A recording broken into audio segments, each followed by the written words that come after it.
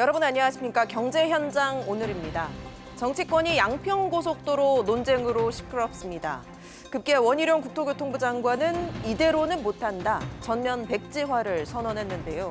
오랜 수건 사업에 백지화를 맞게 된 양평 국민들 거세게 반발하며 거리로 나왔습니다. 정치권의 책임 공방의 진실, 또 이를 넘어서 사업 자체의 실효성까지 오늘 집중진단에서 자세히 따져보겠습니다. 경제 현장 오늘 지금 시작합니다.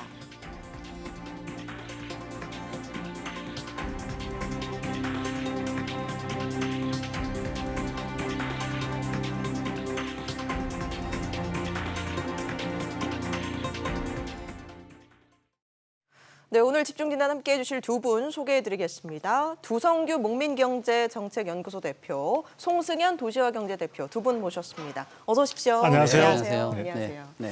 자, 정치권이 이른바 김건희 로드냐, 전 양평군수 셀프 특혜냐. 예. 사실 이게 본질은 아닌데 말이죠. 양평고속도로 지역의 수건 사업이지 않았습니까, 대표님? 네, 그렇죠. 이게 양평군에서 이 사업들을 추진을 하기 위해서 굉장히 오랫동안 준비를 했던 거예요. 2008년서부터 건설을 추진을 했었고 사실상 민자로 계획들을 했었는데 이게 뭐 경제성도 좀 떨어진다. 그리고 사업이 진행이 되려면은 약간 뭐 민자로 하면 특히나 돈이 필요한데 그런 것들이 좀 어려웠기 때문에 사업이 한 10년 정도 지체가 됐었던 거예요. 그러다가 2017년도에 이제 정부가 고속도로를 이제 건설 계획을 포함을 했었거든요. 그러니까 우리가 교통이 사실상 어떤 국토의 균형 발전을 위해서는 교통망을 좀 보완을 해줘야 되는 거거든요. 근데 동쪽과 서쪽을 보완을 하고 또 낙후된 지역 같은 경우는 뭐 접근성을 개선하기 위한 거거든요. 그래서 이 지역이 교통이 굉장히 복잡한 지역입니다. 그래서 평일에는 1시간 정도가 출퇴근 시간이 뭐 걸리고 뭐 시간이 걸리는데 만약에 이 도로가 뚫리게 되면은 20분으로 줄어드는 거죠. 그러니까 일반적으로 우리가 그 차 안에서 겪는 그런 교통 체증 같은 것도 좀 할 수가 있는 거고요.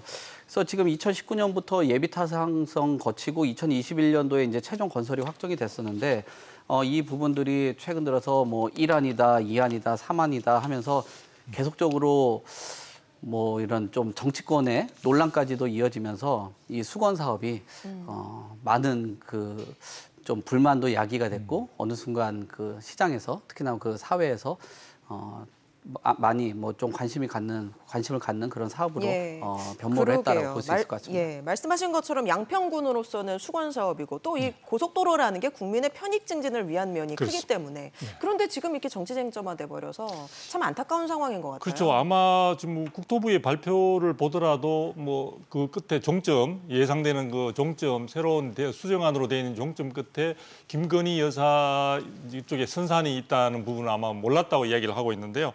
어쨌든 그런 부분과 상관없이 전체적으로 양평 군민들이 서울이나 어떤 교통 부분에 있어서 접근성을 필요로 하는 데 있어서 고속도로를 이용한 어떤 접근성은 상당히 좀 필요한 그런 측면들이 있습니다. 그래서 현재는 6번 국도를 이용해야 해서 이제 서울 쪽으로 이제 가는 부분인데 아까 앞에서 말씀해 주신 대로 실제 서울에 들어가려면은 거의 뭐 2시간 가까이 시간이 소요되는 그런 측면들이 있고요.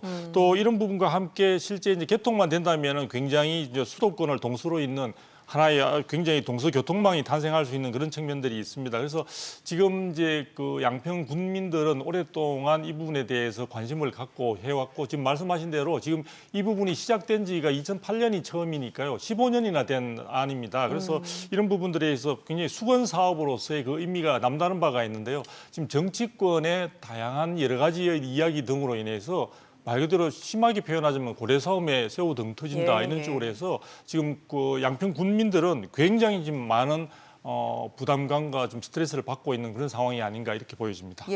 노선이 어떻게 변경이 되고 있길래 지금 이런 상황이 된 건지 노선을 좀 먼저 살펴봐야 될 것 같아요. 기존의 노선과 지금 수정안으로 제시된 노선들 간에 어떤 차이가 있는 거예요? 네, 지금 노선을 보면은 가밀 JCT라는 곳에서 출발을 해서 지금 양평 JCT로 원래 갔었던 것이 1안이 되게 됐는데 지금 같은 경우는 가밀 JTC에서 양평 JCT로 이제 그 노선 자체가 바뀌어 버렸다는 거예요. 그래서 이 안에 있는 그 과정 안에서 뭐 어떻게 보면은 그 강을 건너는 그 과정이 두 개를 건너냐, 하나를 건너냐 이 과정 때문에 있었는데 예, 예. 그것뿐만 아니라 이 안에서 뭐 여러 가지 핵심에 대한 이야기들이 나오고 있습니다.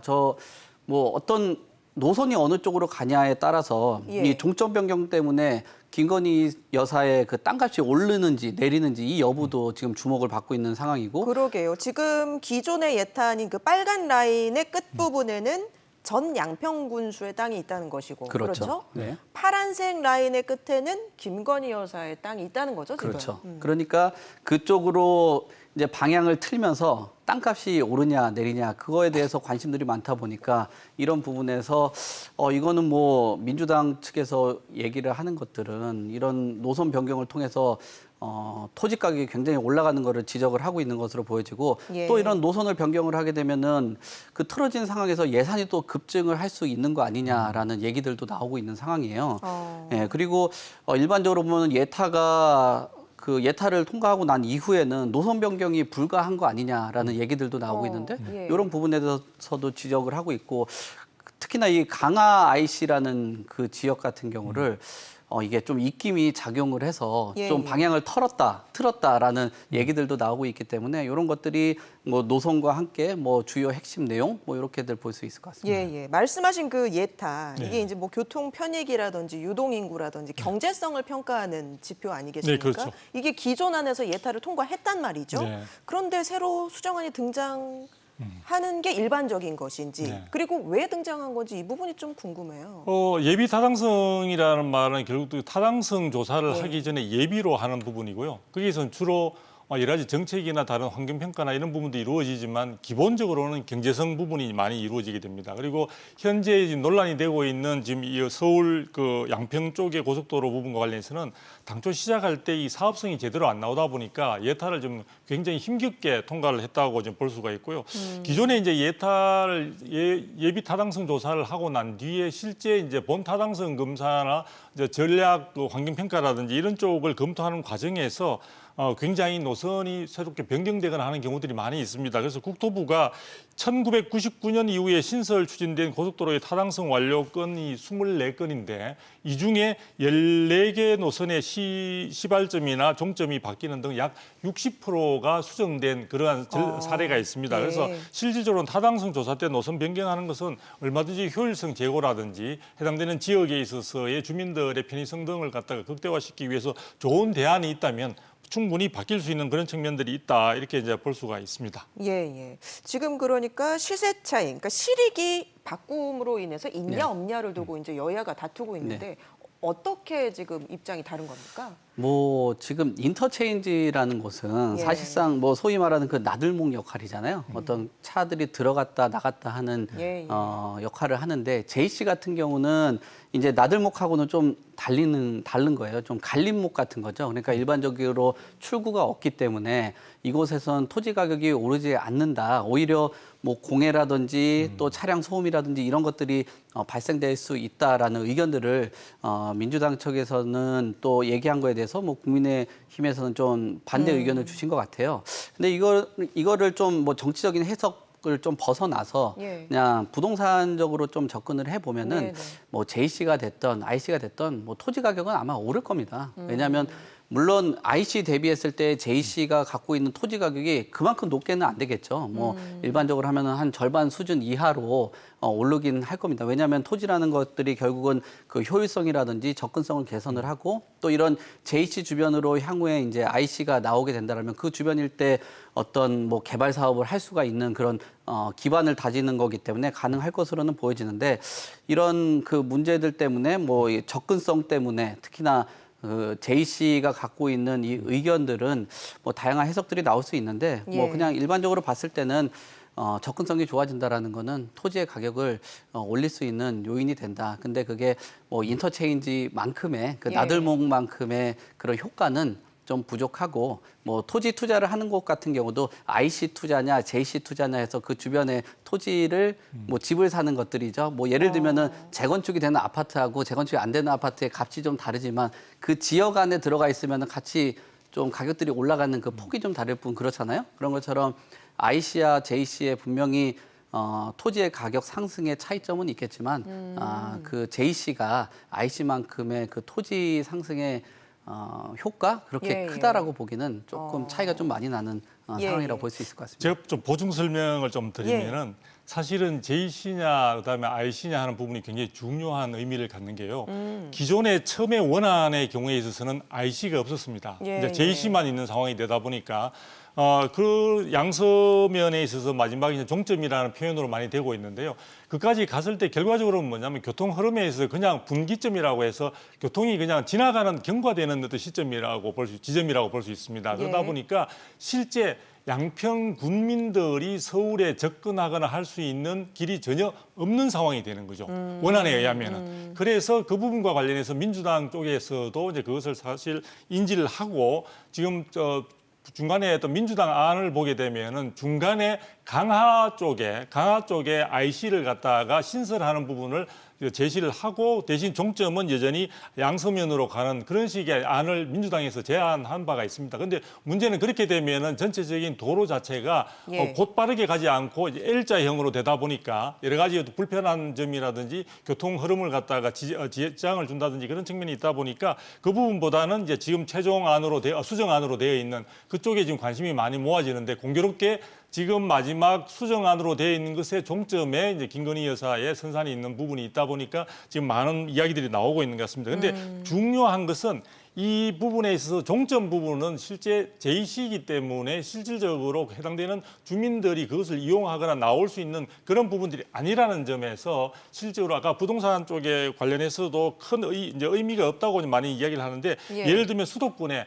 호법 분기점이나 신갈 분기점 같은 경우는 그 지역 자체가 굉장히 상대적으로 IC가 있는 곳과는 굉장히 큰 차이를 보여주고 있거든요. 그래서 현재의 경우에 있어서 지금 쟁점이 되고 있는 것은 이런 수정안이 나오게 된 것이 가장 기본적인 것은 양평 국민들이 수도권 혹은 서울의 접근 가능성들을 충분히 열어줄 수 있는 IC를 설치하는 부분. IC를 설치하다 보니까 최종적인 종점을 어느 쪽으로 가져가는 것이 전체적인 여러 가지 교통 영향 평가라든지 환경 영향 평가 등을 고려할 때 가장 예산도 절약을 하면서 가장 효율성도 높여서 양평 국민들에게도 큰 혜택이 돌아갈 수 있는 쪽으로 하느냐 하는 그 과정에서 이런 지금 많은 논란들이 제기되고 있는 것 같습니다. 말씀하신 측면에서 봤을 때 여러 가지 그 안 중에서 송 대표님은 어떤 안이 가장 적합하다고 보세요? 저는 뭐 개인적으로는 이 안이 제일 적합하다고 보는 그런 입장인데요.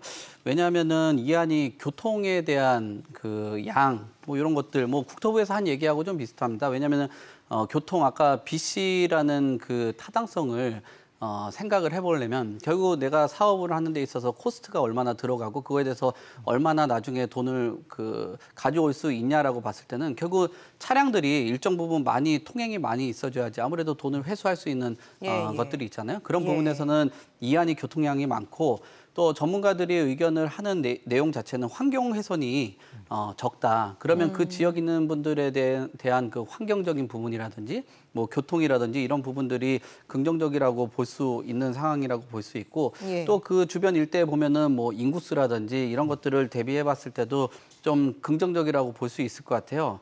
양평 남양평 IC 인근에는 인구 더하면 한 4만 1,000명 정도가 되는데 지금 1안 종점하고 2안 종점에 있는 그 인구수 보면은 한 2배 정도가 차이가 납니다. 그러면은 결국 그 탈 수 있는 사람이라든지 혜택 같은 경우도 더 클 수 있다라고 보여지고요.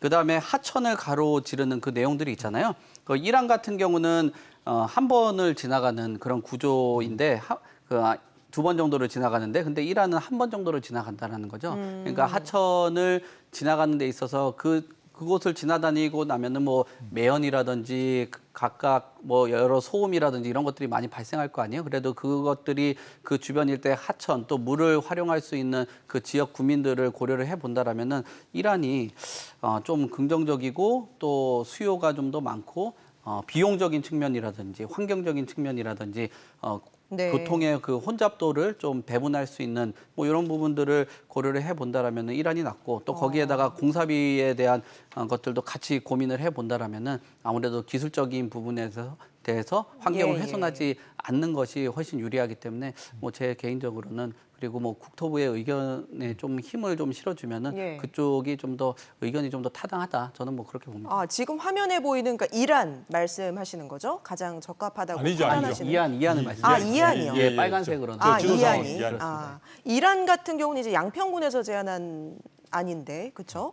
네, 예. 추진이 곤란하다고 국토부에서 입장을 낸 그 그렇죠. 안은 지금 맞습니까? 저 이란 예. 같은 경우는 아까도 제가 말씀드렸지만 저 지금 현재 지금 저 화면상에 나오고 있는 저기에는 강화 IC를 포함한 그런 내용으로 해서 지금 올라가고 있기 때문에 지금 본래 원안과는 좀 차이가 있습니다. 네. 원안의 네. 경우에 있어서는 IC가 없는 상태에서 지금 저기 이제 서정면인가 그쪽으로 지금 연결되는 상태인데요. 지금 화면상에 나와 있는 이란 같은 경우에는 민주당이 제시한 그런 안인데 말 그대로 저 이란으로 화면상에 나와 있는 이란의 경우에 있어서는 L자로 끊기게 되는 거죠, 도로가. 그래서 이게 실제 교통 흐름이나 이런 데 상당히 이제 문제가 될 수 있다는 그런 지적이 있는 상황이고요. 지금 앞에서 우리가 이제 그 말씀하신 그 부분에서는 이안이 지금 이야기가 되는데요.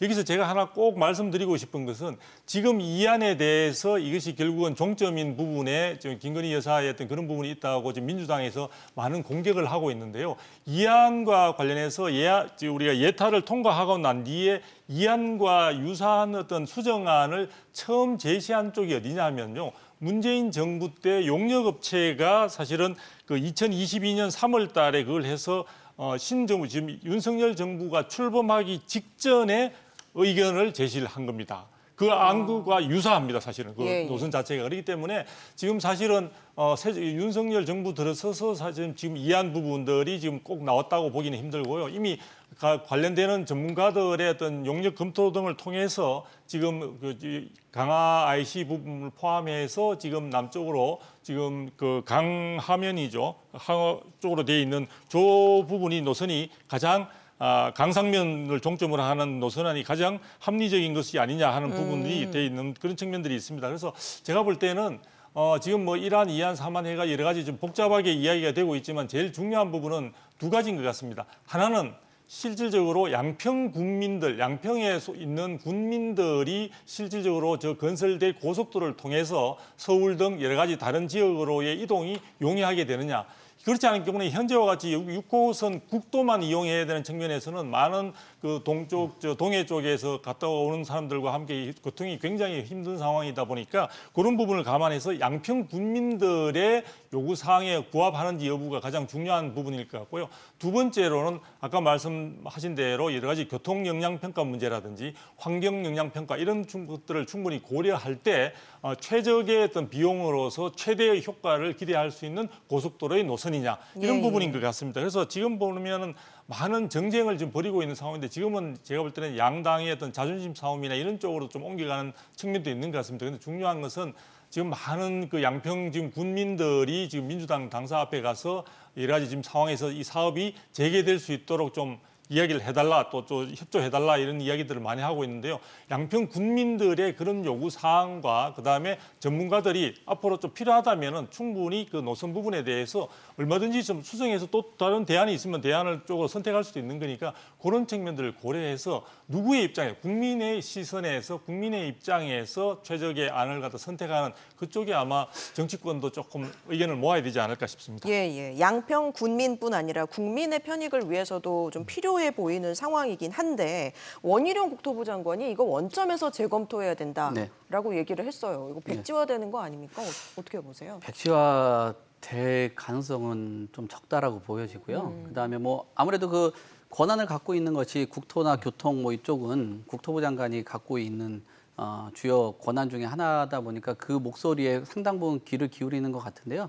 뭐 장관의 임기도 영원한 건 아니고요. 또 그리고 이런 그 사업 자체를 하는 데 있어 오랫동안 아까 수건 사업이라고 말했는데 네. 그 말 한마디에 그게 좀 되겠습니까? 네, 그게 네. 좀 어렵다라고 보여지고 지금 지역의 주요 현안이고 12만 한 5천 명 정도 되는 5천 명 정도 되고 있는 양평군들의 그런 편익을 제공하는 게 맞다라고 보는 거죠. 그러니까 지금 우리가 이 그 교통이나 지금 이 고속도로 관련된 이야기를 하고 있는 주요 쟁점 자체가 뭐 저하고 두성규 대표님하고 얘기하는 과정에서도 정치적인 얘기를 최대한 배제를 하는 거예요. 왜냐하면은 이 국민들이 갖고 갈 수 있는 실익에 대해서 고민을 해야 되지 어떤 당을 위해서 뭐 대변을 해준다라는 거는 어려운 거죠. 그리고 아까 앞서 얘기한 것처럼 그 얘기를 좀 더 드린다면은 예탄하고 대안 노선에 대한 그 내용 자체도 사업비 같은 경우도 표가 있으면 하나 좀 띄워줬으면 좋겠습니다. 예. 그 총 사업비라든지 또 강화 IC에 대한 그 설치 이 부분 같은 경우도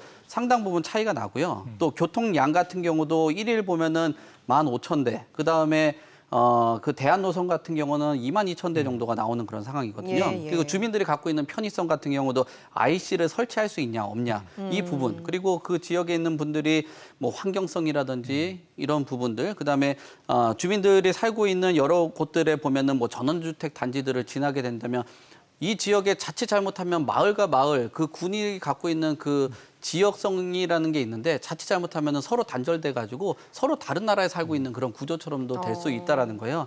그렇기 때문에 지금 뭐 사업을 하고 예타가 꼭 통과했다 해서 그 안을 하는 것보다 이 주민들이 얘기를 듣고 서로 간에 뭐 공청회를 통해 가지고 얘기를 한다라면 대안이 될 수 있고 주민들도 훨씬 더 좋다라고 하면은 그쪽으로 가야 되겠죠. 그리고 예, 예. 환경에 대한 부분이라든지 아까 도로의 꺾임 같은 거를 봤을 때도 선형적인 부분에 대해서도 뭐 그 대안 노선이 뭐 전문가도 그렇고 국토부 그렇고 그다음에 양평 국민 같은 경우도 해달라는 거 아닙니까 지금? 그렇다면은 그분들이 갖는 실익이라든지 편익들이 큰데 그거를 뭐 백지화한다라는 거는 좀 맞지 않는다. 뭐 저는 예, 뭐 그렇게 예. 의견을 드리고 예, 싶습니다. 말씀하신 것처럼 뭐 주민 투표라든지 여론 조사를 통해서 좀 방법을 찾아보는 것도 대안이 될 것 같아요. 그렇죠. 그러니까 제일 우리가 좀 여기서 제가 분명히 하고 싶은 것은요.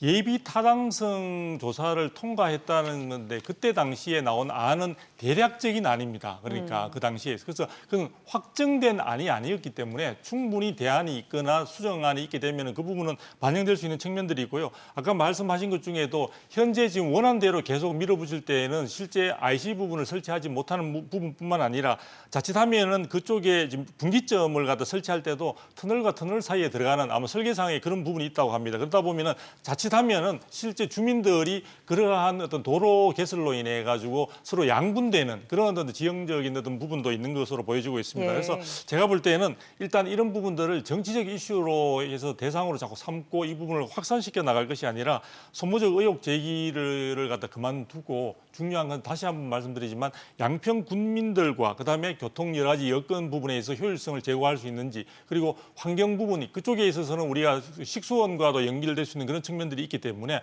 환경을 갖다 최소화할 수 있는 부분 또 철새 도로지와도 연관이 되어 있습니다. 그래서 그런 부분들을 고려해서 가장 누구나 납득할 수 있는 그런 부분을 하는 데 있어서는 지금 단순히 어느 쪽의 주장이 옳다고만 판단하는 것을 쉽지 않은 상황으로 보여집니다. 그래서 제가 볼 때는 조속하게 사업 재개를 하기 위해서는 하나의 방법으로서 지금 말씀하신 대로 주민투표라든지 그런 방법 등을 통해서 보다 현실적으로 지금 사업을 재개할 수 있는 방안 부분에 대해서 우리가 더 지혜를 모아야 되지 않나 싶습니다. 예, 그 주민 투표 관련돼 가지고는 좀 적극적으로 고려를 해봐도 좋을 것 같아요. 왜냐하면 지역 문제에 대해서 가장 잘 알고 가장 현명한 판단을 할 수 있는 것이 지역 주민들입니다. 그래서 지역 주민들하고 밀접한 관련들이 있는 것들은 대부분 주민투표를 해왔었어요. 예전에 주민투표법 보면 2005년 뭐 제주도 행정구역 같은 경우도 어떻게 개편을 하냐에 따라서도 이게 주민투표가 있었었고요. 그다음에 지금까지 한 10차례 정도가 있었는데 뭐 최근 들어서는 지금 대구 군 공항 이전 이거 예, 관련돼서도